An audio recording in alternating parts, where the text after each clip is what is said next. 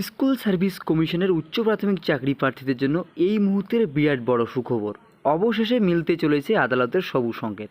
আপনারা জানেন, গত শুনানিতে ডিভিশন বেঞ্চের বিচারপতি শুভ্র তালুকদার এবং সুপ্রতিম ভট্টাচার্য বোর্ডকে নির্দেশ দিয়েছিল যে, আপনারা দেখতে পাচ্ছেন অন স্ক্রিনে, the board is also directed to upload the interview list and not the merit list. অর্থাৎ ইন্টারভিউ যে লিস্ট রয়েছে তা কিন্তু প্রকাশ করতে বলা হয়েছে কমিশনের ওয়েবসাইটে। সেই মতোই কিন্তু কমিশনের তরফ থেকে ইন্টারভিউয়ের লিস্ট সহ আবেদনপত্র এবং যত গ্রিভেন্স ছিল সমস্ত কিছুই কিন্তু আপলোড করে দেওয়া হয়েছে কমিশনের ওয়েবসাইটে।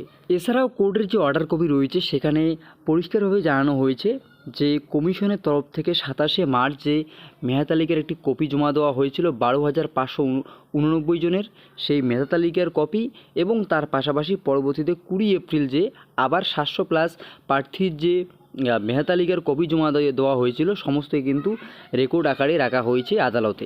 অর্থাৎ উচ্চ প্রাথমিক নিয়োগ সংক্রান্ত যে মামলা রয়েছে ম্যাট 638, সেই মামলায় রেকর্ড করে রাখা হয়েছে। এছাড়াও বিচারপতি দ্বয়ের তরফ থেকে জানানো হয়েছে এই যে ম্যাট 638 অর্থাৎ উচ্চ প্রাথমিক নিয়োগ সংক্রান্ত মামলা সামার ভ্যাকেশনের 2 সপ্তাহ পর আবার শুনানি হবে। তো সেই মতোই আদালতের তরফ থেকে জানিয়ে দেওয়া হয়েছে যে ম্যাট 638 যে মামলাটি রয়েছে সেই মামলাটি কবে উঠতে চলেছে কলকাতা হাইকোর্টে, এবং প্রত্যেক চাকরিপ্রার্থী অপেক্ষায় রয়েছে এই যে মামলা, এই মামলাটির হিয়ারিং কবে হবে। তার পরবর্তীতে যেহেতু বর্তমান পরিস্থিতিতে ইন্টারভিউ লিস্ট সহ যাবতীয় তথ্য প্রকাশিত হয়েছে অর্থাৎ ওপেন টু অল করা হয়েছে, সেক্ষেত্রে এই নিয়োগের ক্ষেত্রে আদালতের তরফ থেকে সবুজ সংকেত দেওয়ার অপেক্ষা। তো সেই মতোই কিন্তু পরবর্তী শুনানির দিন ধার্য করা হয়েছে। আপনারা দেখতেই পাচ্ছেন 16ই জুন 2023, এবং যে ম্যাটারটি রয়েছে ম্যাটারটি কিন্তু ফিক্সড ম্যাটার হিসেবে রাখা হয়েছে, অর্থাৎ সেই দিনেই কিন্তু অর্থাৎ আগামীকালই কিন্তু এই মামলার শুনানি হতে চলেছে ডিভিশন বেঞ্চে বিচারপতি শুভ্র তালুকদার এবং বিচারপতি সুপ্রতিম ভট্টাচার্যের এজলাসে।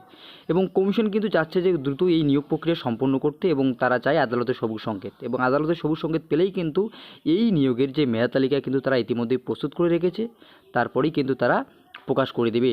এখন দেখার বাকি থাকছে কমিশনের তরফ থেকে উচ্চ প্রাথমিকের সমস্ত তথ্য ওপেন টু অল করে দেওয়ার পর আদালতের তরফ থেকে এই নিয়োগে সবুজ সংকেত দেওয়া হয় কিনা, চাকরি প্রার্থীদের দীর্ঘদিনের অপেক্ষার পর ভাগ্য খুলে কিনা।